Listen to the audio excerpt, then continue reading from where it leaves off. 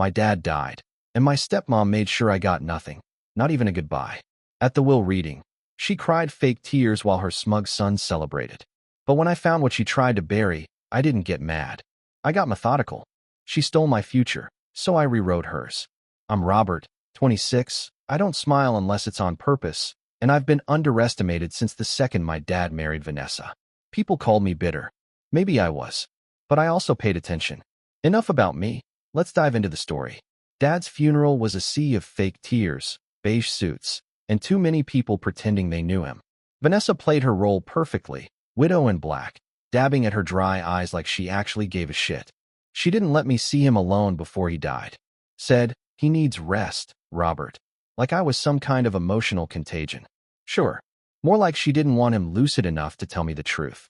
I gave her the benefit of the doubt. Once, I stood by at the gravesite, fists clenched in my jacket pockets, watching Braden and Tessa eat sympathy like snacks.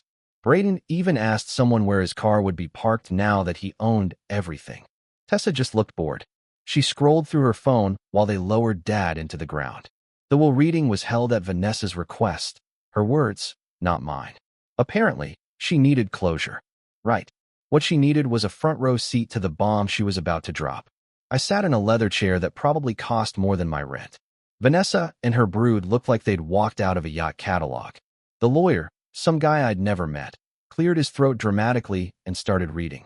My dad's company, left to Braden, who had failed 2 business classes and once tried to resell weed vapes at a school fundraiser. The house, Tessa's, because apparently, she always felt most at home there. My trust fund, liquidated and reallocated toward family care. Vanessa's words again. And me? Nothing. Not a single fucking cent. No mention, no letter, not even a guilt-laced goodbye message. It was like I'd never existed. I didn't say a word.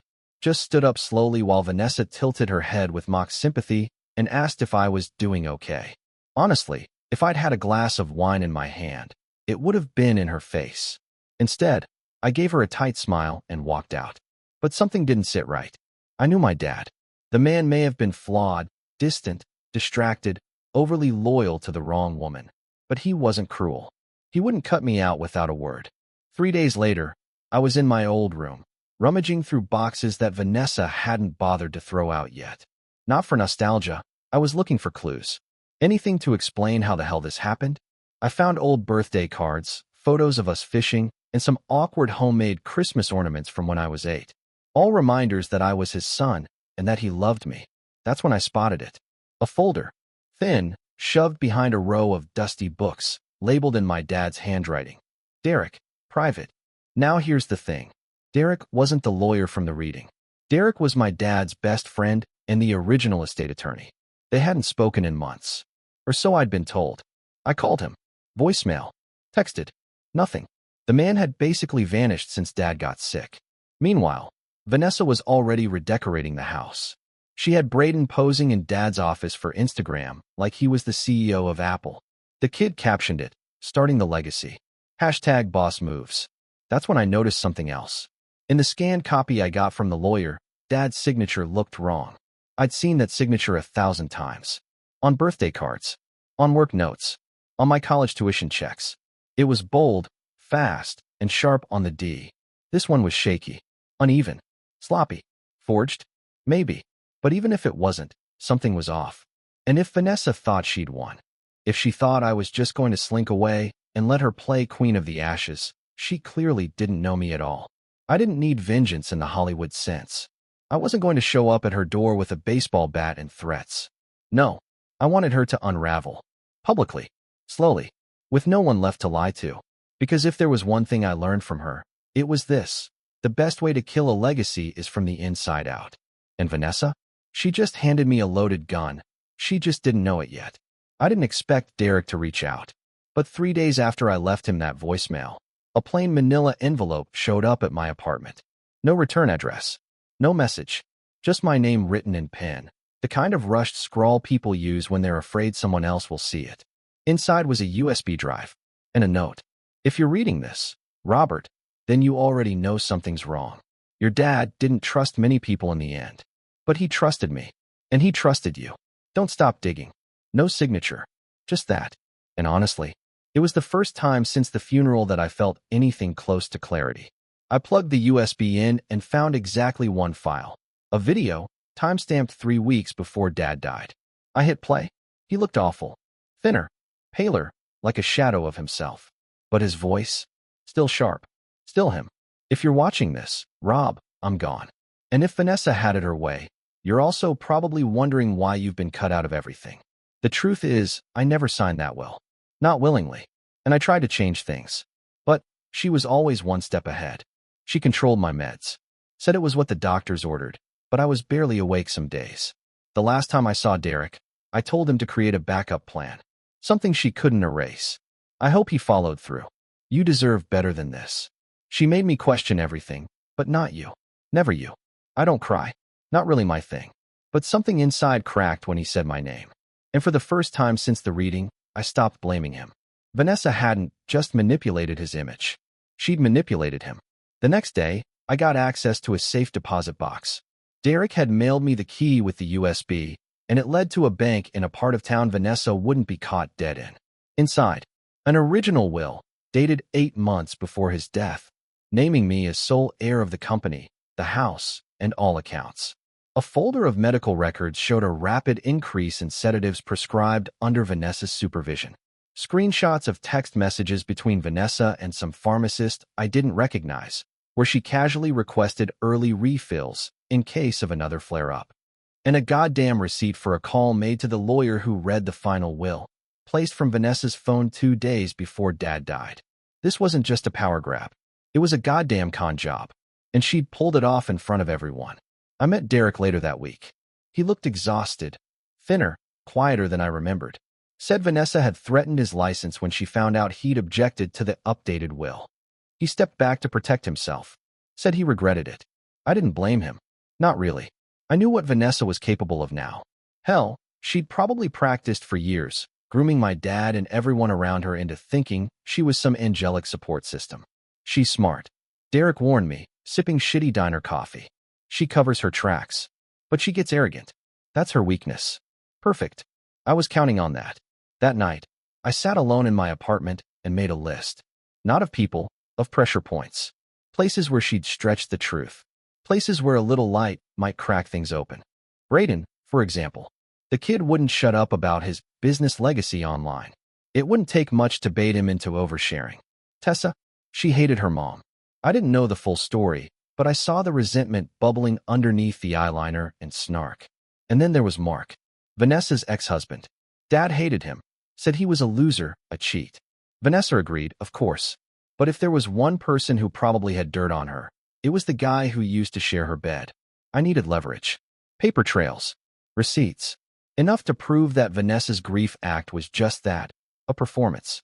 1. She was about to get booed off stage. This wasn't about the money anymore.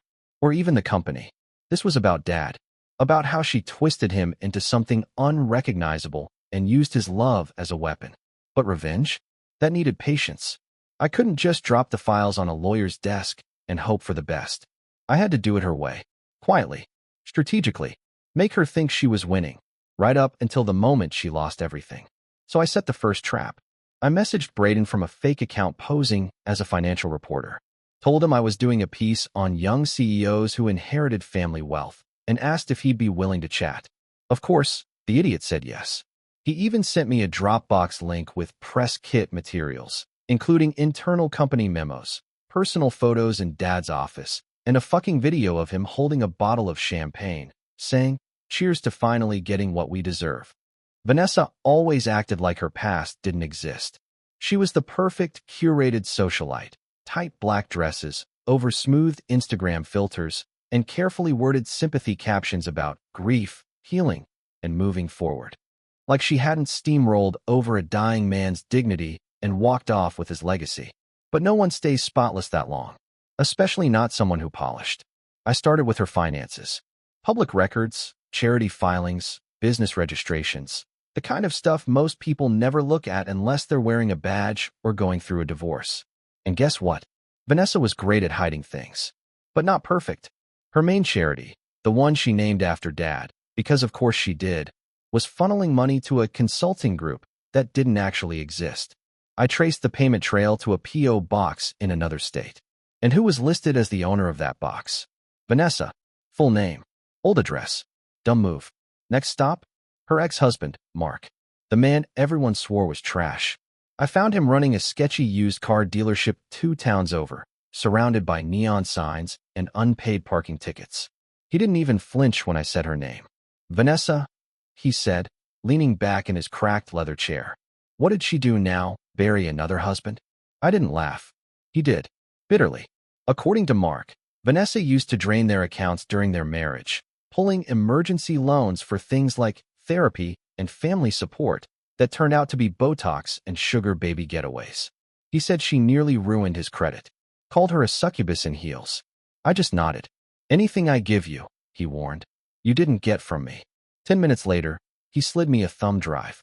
Emails, transactions, even a voice memo from her screaming about getting what she's owed and not raising someone else's deadbeat kid. That one hit harder than I expected. She meant me. Back at home, I started building a little collage. Vanessa and fake charities. Vanessa and fraudulent withdrawals. Vanessa and a suspiciously short list of unpaid taxes on a 6-figure inheritance. She hadn't just manipulated my dad. She was laundering her sins through his name. But the real nail in her social coffin came from the inside. Braden, bless his stupid heart, kept posting. And one video in particular, him laughing in a Versace bathrobe, holding a champagne bottle while screaming, "R.I.P. to the man who paid for this lifestyle." Well, that deserved to be shared. So I sent it to a tabloid. Anonymously, of course. Attached a few documents. Highlighted Vanessa's grieving widow performance compared to her son's gravy train behavior. They ran with it. Headline: Heir to what? Teen flaunts inheritance while family charity faces scrutiny. Suddenly, Vanessa's inbox was full of polite panic. PR firms, lawyers. A few angry donors were asking why the foundation website had been taken down. Oops. Tessa, meanwhile, was spiraling.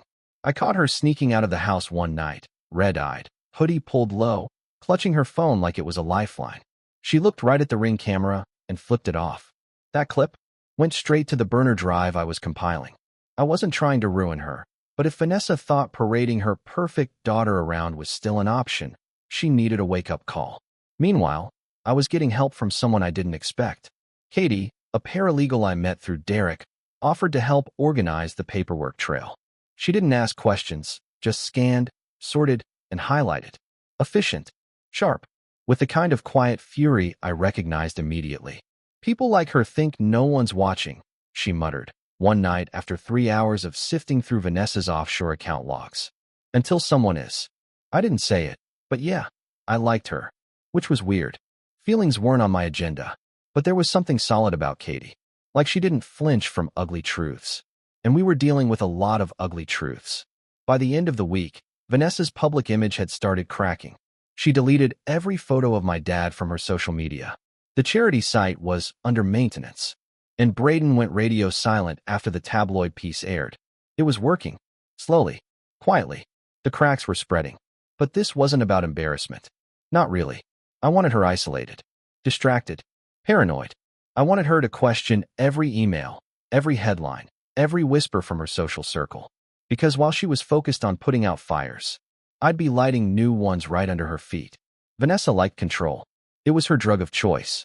She didn't just want money or power. She wanted the appearance of being untouchable. So I started chipping away at the one thing she couldn't buy, certainty. First target? The company. I knew from Dad's old files that she hadn't sold it yet, too busy rebranding herself as the visionary widow. But she was looking for buyers. Quietly. Discreetly. Her financial mess was catching up to her, and she needed a lifeline. Perfect.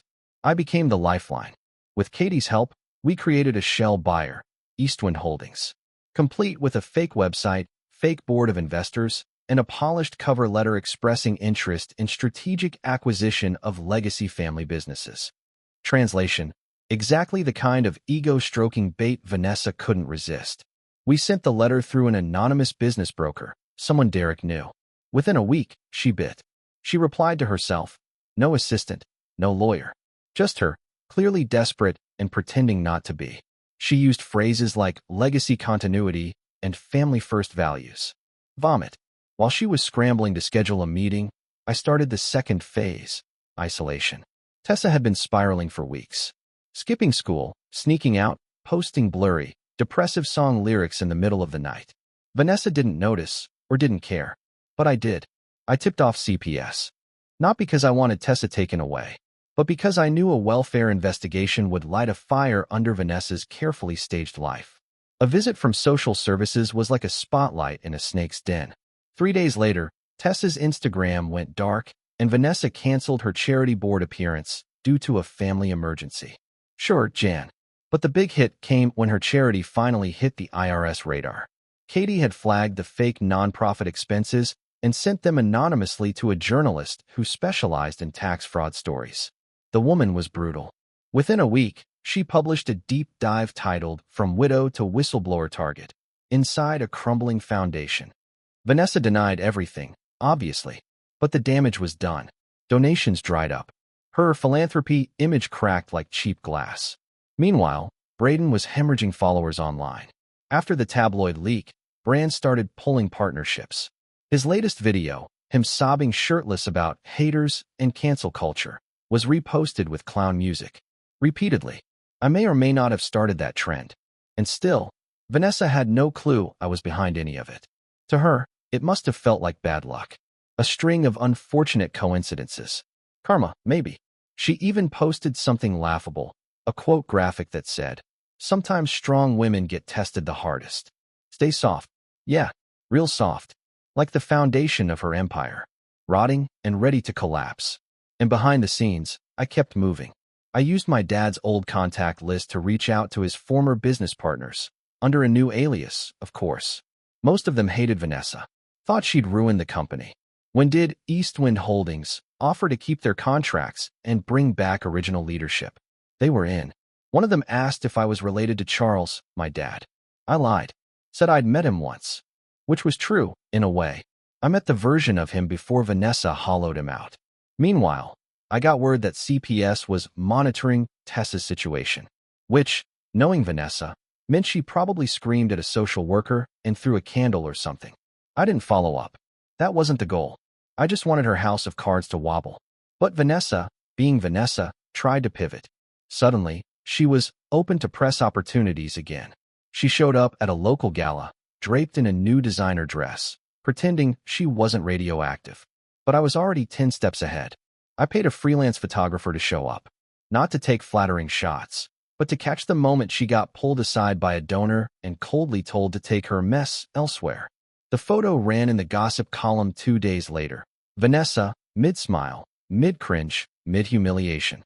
And still, she had no idea I was doing all of this. That the ghost in her walls was me.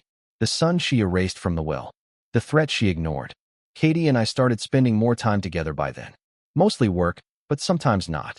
She'd crash on my couch after a long night of document scanning, leave sarcastic post-it notes around my kitchen. I didn't say anything, but yeah, I noticed. "This isn't just revenge anymore, is it?" she asked one night. I didn't answer, because she was right. This wasn't about getting back what I lost. This was about dragging Vanessa into the same cold, powerless hell she left my dad in. The company meeting was scheduled for the following week. Vanessa still thought Eastwind Holdings was her golden ticket. She had no idea she was walking into the final phase of her own undoing. And me? I was ready. I'd burned her future, turned her son into a meme, shattered her charity, and stirred every skeleton in her closet. But I wasn't done yet. Because the company wasn't hers. And it never fucking was. Vanessa showed up to the meeting dressed like she was closing a deal with Forbes. Power suit, sleek bun, heels sharp enough to puncture egos. She didn't look like a grieving widow anymore. She looked like what she always wanted to be, the boss. Too bad she was walking into a boardroom built on lies. I watched her from behind the glass, just out of view. She smiled at the receptionist like nothing in her life was crumbling. Like she hadn't just been slapped by half the internet and flagged by 2 federal departments. That's the thing about people like her. They don't stop to check if the building's on fire until their shoes melt. Inside the meeting room, she sat across from Eastwind Holdings, represented by an actor Katie and I hired, some ex-theater major who looked exactly corporate enough. Vanessa fell for it instantly. Started pitching the company as lean, adaptable, and rooted in emotional equity. Jesus Christ. I almost gagged from the hallway. She didn't know that while she was spinning her bullshit, the purchase funds had already cleared, courtesy of Mark, her ex. Apparently, Vanessa had taken half of his assets during the divorce. So when I told him there was a chance to buy into the company she'd stolen from my family, he didn't hesitate. He wired the money in 2 days. Revenge makes strange business partners. Once the deal was signed, the actor thanked her for her visionary leadership, shook her hand, and said the new owner would be in touch shortly. That owner? Me.